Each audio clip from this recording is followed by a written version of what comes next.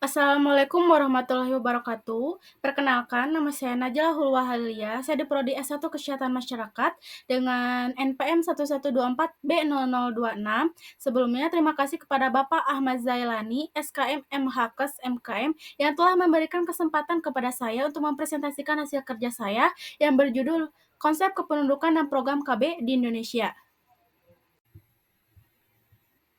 Apa itu definisi kependudukan? Definisi penduduk yaitu seseorang yang menempati suatu wilayah pada kurang waktu tertentu. Pada penjelasan lainnya, bahwa penduduk merupakan semua orang yang menempati suatu wilayah tertentu dengan kurang waktu dan dalam suatu periode tertentu pula, sehingga dapat disimpulkan bahwa penduduk merupakan semua orang yang memiliki tempat tinggal pada suatu wilayah geografis dalam kurang 6 bulan maupun lebih ataupun kurang dari 6 bulan yang memiliki tujuan untuk mendiami wilayah tersebut.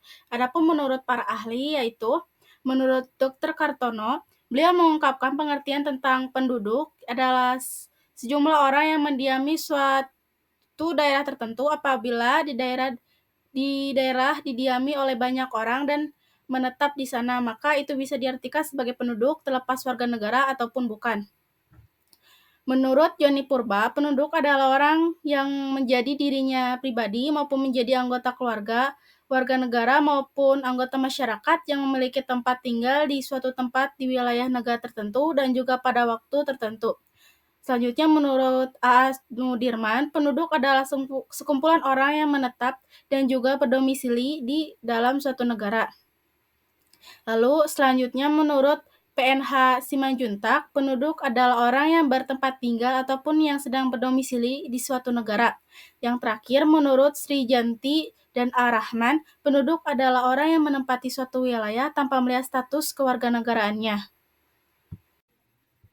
Selanjutnya, dinamika penduduk. Dinamika penduduk adalah proses dari perubahan penduduk yang terjadi secara terus-menerus dan berpengaruh pada kuantiti. Perubahan kependudukan adalah suatu perubahan terhadap jumlah penduduk di suatu wilayah tertentu dari kurang waktu tertentu atau disebut juga dengan perubahan kondisi suatu penduduk, di mana suatu perubahan memiliki kecenderungan terhadap suatu perkembangan jumlah penduduk dari suatu negara atau wilayah melalui hasil sensus, registrasi maupun survei penduduk. Beberapa faktor yang mempengaruhi kependudukan dan perubahannya bisa dipelajari dalam perubahan kependudukan, sementara studi kependudukan fokus pada sejarah penduduk, teori-teori mengenai penduduk, dan kebijaksanaan penduduk. Selanjutnya, transisi demografi. Demografi merupakan studi kuantitatif dari suatu proses fertilitas atau kelahiran, mortalitas kematian, perkawinan, migrasi, dan mobilitas sosial secara langsung. Proses-proses tersebut mempengaruhi jumlah penduduk dalam suatu wilayah. Perubahan-perubahan kependudukan karena faktor-faktor tersebut dipelajari dalam dinamika kependudukan atau population dynamics, di mana dinamika kependudukan tersebut mempelajari seluruh penduduk, teori-teori tentang penduduk, dan kebijaksanaan penduduk. Lalu, faktor pertumbuhan penduduk. Laju pertumbuhan penduduk atau growth rate ditentukan oleh tingkat kelahiran dan tingkat kematian. Tingkat kelahiran kasar atau crude birth rate dan tingkat kematian kasar atau crude death rate masing-masing menunjukkan jumlah kelahiran hidup dan jumlah kematian per 1.000 penduduk per tahun. Dengan demikian, ada 4 kemungkinan dari dua variabel tersebut, antara lain tingkat kelahiran tinggi dan tingkat kematian tinggi, tingkat kelahiran tinggi dan tingkat kematian rendah, yang ketiga tingkat kelahiran rendah dan tingkat kematian rendah, yang keempat tingkat kelahiran rendah dan tingkat kematian tinggi. Adapun penyebab perubahan penduduk lainnya seperti kelahiran, kematian, perpindahan penduduk atau migrasi, serta kondisi sosial ekonomi dan budaya yang berkembang di masyarakat. Penyebab-penyebab tersebut dapat dikelompokkan menjadi dua, yaitu yang pertama ada penyebab langsung. Penyebab langsung dari pertumbuhan penduduk adalah faktor-faktor yang mempengaruhi pertumbuhan penduduk secara langsung, tanpa melalui variabel tertentu, contohnya kelahiran, kematian, dan perpindahan penduduk atau migrasi. Perubahan penduduk dapat terjadi secara alami dan secara sosial. Lalu yang kedua, penyebab tidak langsung, faktor yang mempengaruhi perubahan penduduk secara tidak langsung dan terjadi melalui variabel antara faktor keadaan sosial ekonomi dan faktor budaya. Lalu yang selanjutnya, masalah kependudukan di Indonesia. Pada saat ini, hampir seluruh seluruh wilayah Indonesia mengalami masalah kependudukan. Permasalahan itu mengarah pada rendahnya tingkat pembangunan kependudukan dan tingkat keluarga kecil berkualitas. Kemudian, masih tingginya laju pertumbuhan penduduk dan jumlah kuantitas penduduk. Masalah-masalah tersebut kemudian memunculkan masalah kependudukan yang lain yang lebih kompleks, yaitu masih kurangnya kesadaran pasangan mengetahui usia subur dan remaja atas hak-hak reproduksinya, masih rendahnya usia kawin, kemudian masih rendahnya tingkat keikutsertaan peran laki-laki dalam KB. Nah, berikut permasalahan kependudukan di Indonesia, yaitu yang pertama, tingginya angka kelahiran. Tingginya angka kelahiran dalam suatu negara maka akan berpotensi menimbulkan masalah dalam kependudukan suatu negara jika tidak dapat dikendalikan dengan baik. Jika terjadi ledakan dalam kelahiran dan tidak diimbangi dengan sarana dan prasarana yang mencukupi, maka akan menimbulkan kehidupan yang tidak layak. Yang kedua, angka harapan hidup. Angka harapan hidup diartikan rata-rata hidup yang dijalani seseorang dalam mencapai suatu umur tertentu yang dimiliki oleh setiap masyarakat. Dalam hal ini, semakin tinggi angka harapan hidup, otomatis akan tinggi juga pertumbuhan penduduk. Lalu, masalah jumlah penduduk, dari angka jumlah penduduk yang semakin tambah banyaknya jumlah penduduk, maka akan ada tantangan ataupun masalah yang harus diperhatikan dalam setiap negara. Dilihat dari segi bidang, tantangan dan masalah yang muncul meliputi yang pertama dalam bidang ekonomi. Dengan diperkirakan jumlah penduduk yang semakin bertambah, maka secara langsung kebutuhan untuk setiap individu akan semakin bertambah juga. Hal ini akan menjadikan suatu kebutuhan mengalami kelangkaan yang disebabkan bertambahnya penduduk jika tidak diatur secara efisien. Yang kedua, bidang pendidikan. Dengan keterbatasan biaya, beberapa orang ada yang tidak bisa bersekolah ataupun tidak bisa melanjutkan pada jenjang pendidikan yang lebih tinggi. Yang ketiga, pada bidang kesehatan anak atau pertumbuhan gizi anak. Tantangan selanjutnya itu mengenai menciptakan pertumbuhan gizi anak yang baik. Dalam pertumbuhan yang baik, maka harus adanya makanan yang sehat dan makanan yang sesuai dengan kriteria makanan yang bergizi. Dalam masalah gizi merupakan suatu hal yang penting diperhatikan dan diberikan kepada masa anak-anak. Lalu yang keempat, pada bidang penyediaan lapangan kerja. Masalah penyediaan lapangan pekerjaan haruslah menjadi masalah terpenting dalam menciptakan kelangsungan hidup bagi setiap orang. Jangan sampai angka pengangguran meningkat diakibatkan masalah lapangan kerja yang menurun. Lalu yang kelima, kepadatan pemukiman penduduk. Dari data yang dikeluarkan Badan Pusat Statistik atau BPS, kepadatan penduduk di dataran Indonesia sebesar 1,9 juta kilometer persegi. Dengan demikian, setiap per kilometer persegi dihuni sekitar 141 orang atau jiwa. Dengan kata kepadatan, bahwa pemerintah harus bisa mengatur pertumbuhan ekonomi di seluruh wilayah negaranya agar pertumbuhan ekonomi tidak monoton, berkembang pada satu atau dua wilayah saja. Lalu selanjutnya upaya mengatasi permasalahan penduduk. Yang pertama, program keluarga berencana atau KB. Pemerintah Indonesia telah menerapkan program KB sejak tahun 1970-an dengan tujuan untuk mengendalikan laju pertumbuhan penduduk. Program ini menyediakan informasi dan pelayanan terkait keluarga berencana serta memberikan akses terhadap metode-metode KB yang aman dan efektif. Yang kedua, penyediaan pelayanan kesehatan reproduksi. Pemerintah Indonesia juga telah meningkatkan akses terhadap pelayanan kesehatan reproduksi, termasuk pelayanan kontrasepsi untuk meningkatkan kesadaran dan kemampuan individu dan keluarga dalam mengatur kelahiran. Yang ketiga, peningkatan akses terhadap pendidikan. Pemerintah Indonesia juga telah meningkatkan akses terhadap pendidikan, terutama pendidikan dasar dan menengah, untuk meningkatkan kualitas sumber daya manusia di Indonesia. Yang terakhir, peningkatan kesempatan kerja. Pemerintah Indonesia telah berupaya untuk meningkatkan kesempatan kerja, termasuk dengan mengembangkan sektor-sektor industri yang meningkatkan investasi. Selain itu, pemerintah Indonesia juga telah menerapkan berbagai kebijakan dan program lain untuk mengatasi masalah kependudukan seperti peningkatan akses terhadap pelayanan kesehatan dasar, peningkatan kualitas pelayanan kesehatan maternal dan neonatal, serta pengembangan program-program pemberdayaan perempuan. Lalu selanjutnya jumlah persebaran dan pertumbuhan penduduk di Indonesia. Pertumbuhan penduduk adalah perubahan populasi dari waktu ke waktu yang dapat dihitung sebagai perubahan dalam jumlah individu dalam sebuah populasi dengan menggunakan per waktu unit untuk pengukuran. Di dalam suatu negara, pertumbuhan penduduk merupakan salah satu indikator penting di mana pertumbuhan penduduk merupakan input yang potensial yang dapat sebagai faktor produksi untuk meningkatkan produksi suatu rumah tangga dan juga perusahaan. Sebutan pertambahan penduduk umumnya mengarah pada jumlah frekuensi manusia.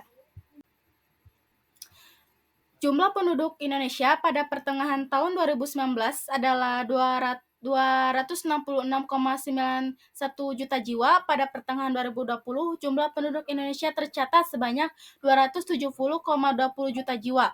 Angkanya kembali naik menjadi 272,62 juta jiwa pada pertengahan 2021. Kemudian jumlah penduduk Indonesia dilaporkan kembali mengalami peningkatan menjadi 275,70 juta jiwa hingga pertengahan 2022.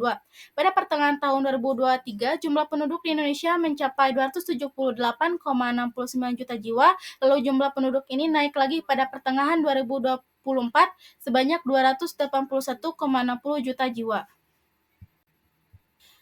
Hasil SP 2020 menunjukkan dengan luas daratan Indonesia sebesar 1,9 juta kilometer persegi, maka kepadatan penduduk Indonesia pada tahun 2020 adalah sebanyak 141 jiwa per kilometer persegi.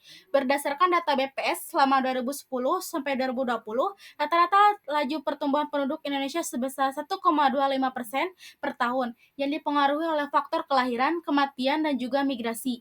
Berdasarkan sebaran per pulau, hasil SP 2020 menunjukkan bahwa penduduk Indonesia masih terkonsentrasi di Pulau Jawa.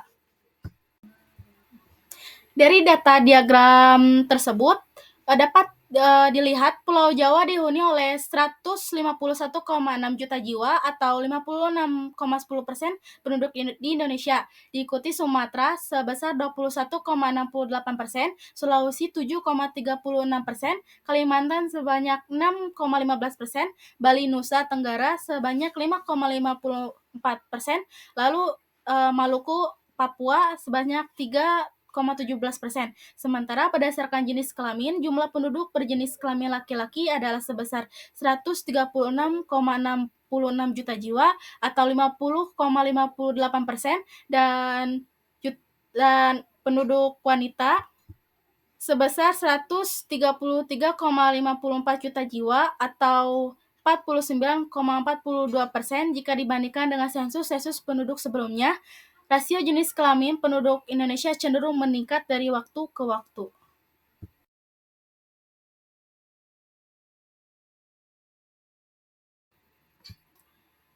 Dari diagram pertumbuhan penduduk tahun 2019 sampai 2024, kepadatan penduduk yang tinggi menimbulkan tantangan kompleks dalam aspek pembangunan dan infrastruktur.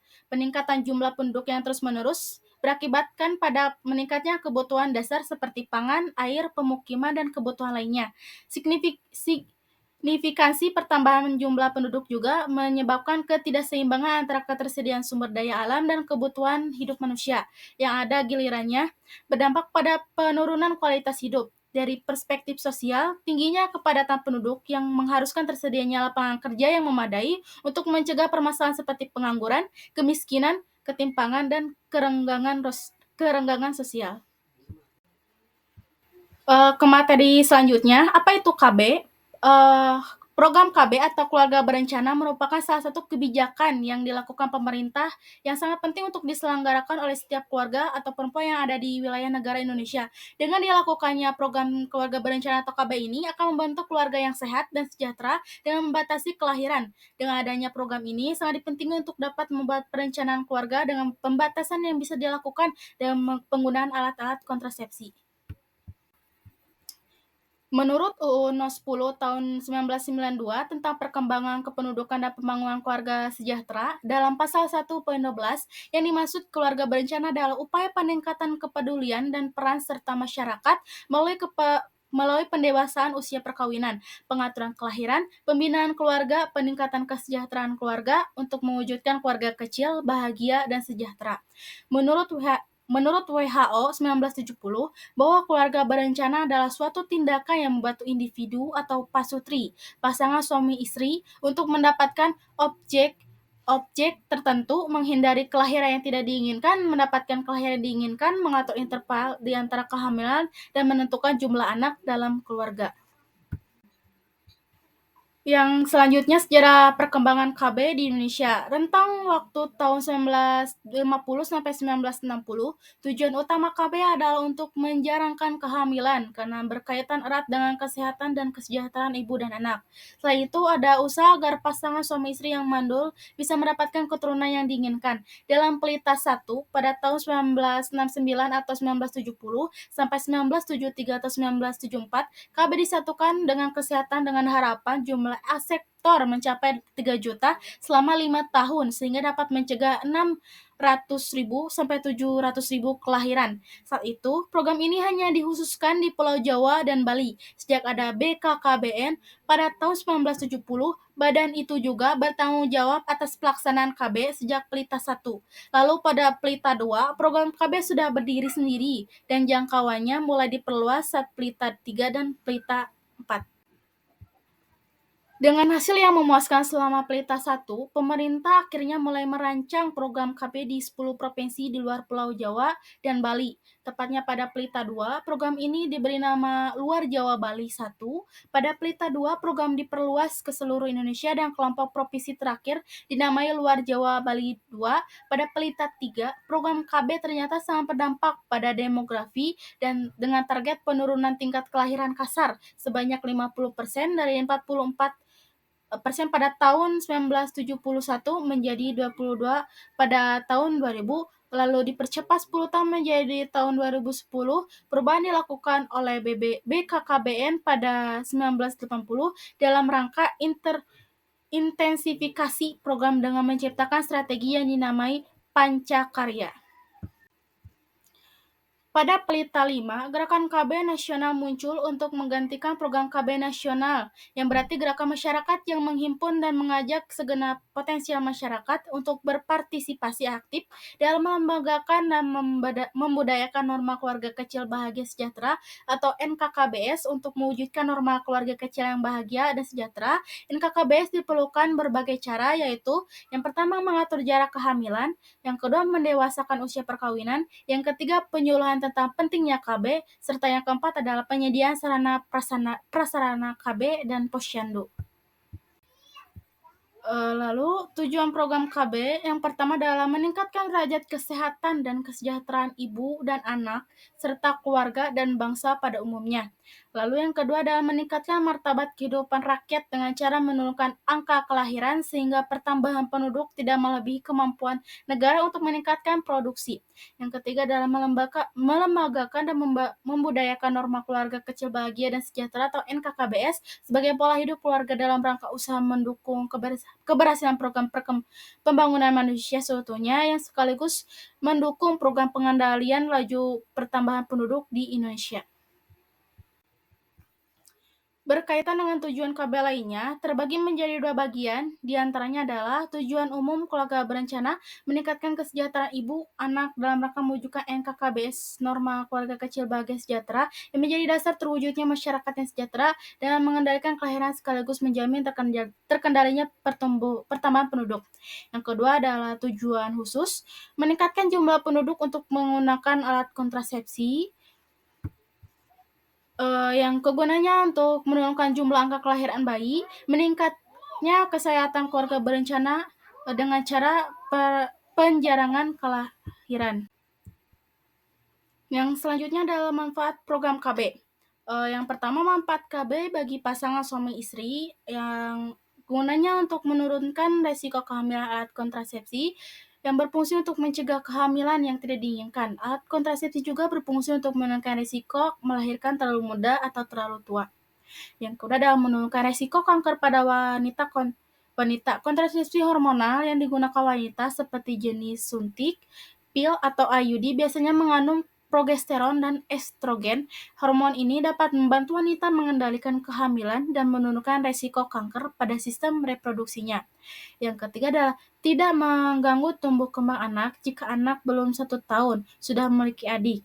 Tumbuh kembang anak akan terganggu. Normanya jarak anak pertama dan kedua antara 3-5 tahun. Jika anak belum berusia 2 tahun sudah mempunyai adik, ASI untuk anak tidak bisa penuh 2 tahun sehingga kemungkinan mengalami gangguan kesehatan.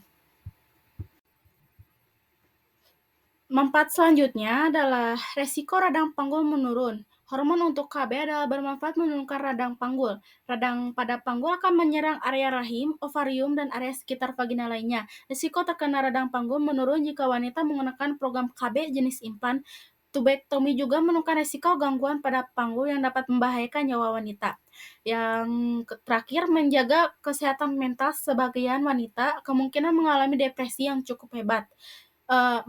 Setelah melahirkan, depresi biasanya hilang jika mendapatkan dukungan dari pasangan. Jika terjadi kelahiran anak dengan jarak yang dekat, kemungkinan risiko depresi semakin besar. Depresi juga dapat terjadi pada ayah karena tidak siap secara fisik ataupun mental. Lalu manfaat selanjutnya adalah bagi anak. KB tak hanya bermanfaat untuk pasangan suami istri, program keluarga berencana juga bermanfaat bagi anak, namun bukan berarti anak menjalani program KB. Nah, ini dia manfaat KB bagi anak, yaitu yang pertama dapat mengetahui pertumbuhan anak dan kesehatannya. Yang kedua, memperoleh perhatian, pemeliharaan, dan makanan yang cukup. Yang ketiga adalah perencanaan masa depan dan pendidikan. Lalu selanjutnya adalah waktu pelaksanaan KB. Waktu pelaksanaan KB dimulai secara resmi pada tahun 1970 dengan dibentuknya Badan Koordinasi Keluarga Berencana Nasional atau BKKBN sebelumnya pada tahun 1968. Lembaga awal bernama Lembaga Keluarga Berencana Nasional (LKBN) sudah dibentuk, tapi belum sepenuhnya berjalan secara nasional. Puncak pelaksanaan program KB terjadi pada era Orde Baru 1970 sampai 1998. Saat program ini terjadi, prioritas nasional dan menjadi prioritas nasional dan dijalankan secara masif di seluruh Indonesia. Pelaksanaan program KB yang dilaksanakan oleh BKKBN dirasakan telah membuahkan hasil walaupun masih belum berhasil benar tetapi telah mengalami kemajuan yang cukup besar. Banyak sekali kebiasaan yang ada di masyarakat yang telah berubah. Lalu jenis-jenis KB. Yang pertama ada jenis KB kontrasepsi non-hormonal. Kontrasepsi non-hormonal adalah kontrasepsi yang tidak mengandung hormon, baik progesteron maupun estrogen. Terdiri dari yang pertama adalah metode operasi wanita atau MOW. Tubektomi pada wanita adalah tindakan pada kedua saluran telur wanita yang mengakibatkan bersangkutan tidak akan mendapatkan keturunan lagi. Lalu yang kedua adalah metode operasi pria atau MOP, metode kontrasepsi operasi minor pada pria yang sangat aman, sederhana, singkat, dan tidak memerlukan anestesi umum. MOP juga memerlukan syarat yang harus dipenuhi calon peserta seperti halnya MOW. Yang ketiga adalah kondom. Kondom bekerja menghalangi masuknya sperma ke dalam vagina. Sebagian besar kondom dibuat dengan bahan karet elastis, murah, dan mudah digunakan. Lalu yang keempat adalah pantang berkala. Pantang berkala juga disebut KB kalender adalah tidak melakukan hubungan seksual pada masa subur wanita. Metode ini tampak mudah dilakukan namun kenyataannya sulit karena sulitnya menentukan saat ovulasi wanita dengan tepat. Yang kelima adalah alat kontrasepsi dalam rahim atau AKDR. Suatu alat atau benda yang dimasukkan ke dalam rahim sangat efektif, reversible, berjangka panjang, dan dapat digunakan oleh semua perempuan usia produktif. Yang keenam adalah metode amenorea laktasi atau MOL, atau disebut juga lactational amenorrhea method atau LAM, adalah metode kontrasepsi sederhana dengan memanfaatkan masa menyusui. Menyusui eksklusif merupakan metode kontrasepsi sementara yang cukup efektif, dapat mencapai 98% selama wanita tersebut belum mendapatkan haid dan kurang dari 6 bulan pasca persalinan. Lalu selanjutnya adalah jenis kontrasepsi hormonal. Kontrasepsi hormonal adalah alat atau obat kontrasepsi yang bertujuan mencegah terjadinya kehamilan dengan menggunakan preparat estrogen dan progesteron. Beberapa cara kontrasepsi metode hormonal yaitu suntik, pil, dan implan. Beberapa bentuk kontrasepsi hormonal yaitu yang pertama adalah alat kontrasepsi bawah kulit atau AKBK. atau disebut juga implan dipasang di bawah kulit lengan atas dengan anestesi lokal. Implan adalah kontrasepsi mengandung levonorgestrel, merupakan salah satu metode kontrasepsi yang paling tinggi daya gunanya. Yang kedua adalah pil kombinasi, adalah jenis kontrasepsi yang paling umum digunakan, mengandung estrogen dan progesteron, diminum setiap hari dalam 3 minggu dan diikuti periode 1 minggu tanpa pil. Lalu jenis kontrasepsi hormonal yang ketiga adalah pil mini.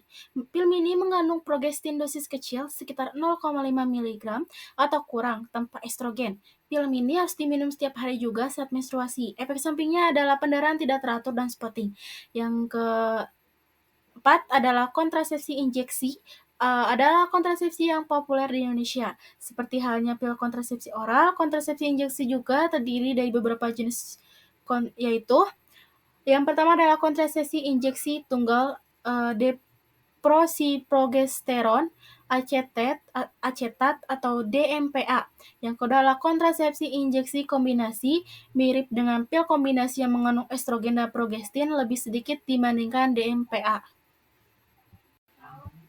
Berikutnya adalah sasaran program KB. Yang pertama adalah sasaran langsung. Sasaran langsung program KB adalah pasangan usia subur atau PUS, yaitu pasangan suami istri dengan istri berusia antara 15 sampai 49 tahun. PUS dijadikan sasaran langsung karena kelompok ini adalah pasangan yang aktif melakukan hubungan seksual dan setiap kegiatan seksual tersebut memiliki peluang terjadinya kehamilan. PUS diharapkan menjadi peserta KB secara bertahap yang aktif dan lestari sehingga memberikan efek langsung penurunan fertilitas atau kelahiran. Yang kedua adalah sasaran tidak langsung. Sasaran tidak langsung program KB adalah kelompok remaja usia 15 sampai 19 tahun. Kelompok ini dijadikan sasaran tidak langsung karena bukan merupakan target untuk menggunakan alat kontrasepsi secara langsung. Walaupun begitu, kelompok ini tetap dijadikan sasaran karena kelompok ini berisiko untuk melakukan hubungan seksual akibat telah berfungsinya alat reproduksinya. Program KB melibatkan kelompok ini sebagai upaya promotif dan preventif untuk mencegah terjadinya kehamilan yang tidak diinginkan, termasuk kejadian aborsi.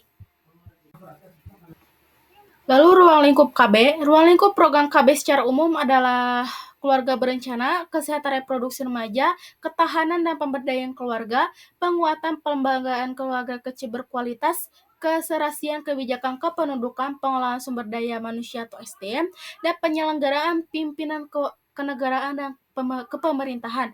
Lalu ada ruang lingkup KB lainnya, di antara lain meliputi komunikasi informal dan edukasi atau KIE, konseling pelayanan konseling dan pelayanan konseling, pelayanan infertilitas, pendidikan seks, konsultan pra-perkawinan dan konsultasi perkawinan, konsultasi genetik, tes keganasan, dan adopsi. Lalu selanjutnya data pengguna jenis-jenis KB. Saya mengambil data dari Provinsi Bali. Nah, dapat dilihat dari diagram pengguna jenis KB tertinggi dan terendah di Provinsi Bali ini. Dari data tersebut, metode suntikan adalah pilihan utama bagi peserta KB aktif di Bali, diikuti oleh pil dan IUD. Penggunaan metode MOW dan MOP masih tergolong rendah, khususnya MOP yang partisipasi pria dalam KB sangatlah kecil. Selain itu, Kabupaten Buleleng dan Karangasem menunjukkan angka partisipasi tertinggi dalam program KB. Hal ini mencerminkan keberhasilan program KB di daerah tersebut. Sementara itu, Jembara dan Kelungkung menunjukkan kebutuhan peningkatan advokasi dan layanan KB agar lebih merata.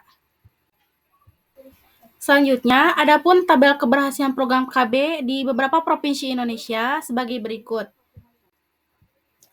Dapat dilihat provinsi dengan tingkat pengguna KB tertinggi. Yang pertama adalah Kalimantan Tengah sebanyak 67,46%, Bengkulu sebesar 67,30%, Bali sebesar 67,22%, Sulawesi Utara sebanyak 67,07%. Adapun provinsi dengan tingkat pengguna KB menengah, yang pertama ada DKI Jakarta sebanyak 54,69%, Jawa Barat sebanyak 62,28%, dan Jawa Tengah sebanyak 60,65%, Jawa Timur sebanyak 59,65%. Lalu selanjutnya Riau sebanyak 54,17%, Kepulauan Riau sebanyak 51,20%, lalu Kalimantan Timur sebanyak 55,80%, Sulawesi Tengah sebanyak 56,83%, Daerah Istimewa Yogyakarta sebanyak 56,11%, Banten sebanyak 56,64%, lalu yang terakhir adalah provinsi dengan tingkat pengguna HKB rendah, yaitu Papua Barat sebanyak 58,29%, Papua 31,92%, Maluku sebesar 30,09%, Nusa Tenggara Timur atau NTT sebanyak 34,35%, Sulawesi Barat sebanyak 38,47%, Maluku Utara sebanyak 41,90%, Aceh sebanyak 42,80%, yang terakhir adalah Sulawesi Selatan sebanyak 43,67%. Baik, sekian pemaparan materi yang dapat saya sampaikan. Maaf bila Baik, sekian yang presentasi yang saya dapat sampaikan. Terima kasih atas perhatian dan waktu yang telah diberikan. Saya berharap informasi yang telah saya bagikan dapat memberikan wawasan baru bagi kita semua, terutama bagi saya sendiri. Maaf bila ada pengulangan kata atau kesalahan dalam penyampaian. Wassalamualaikum warahmatullahi wabarakatuh.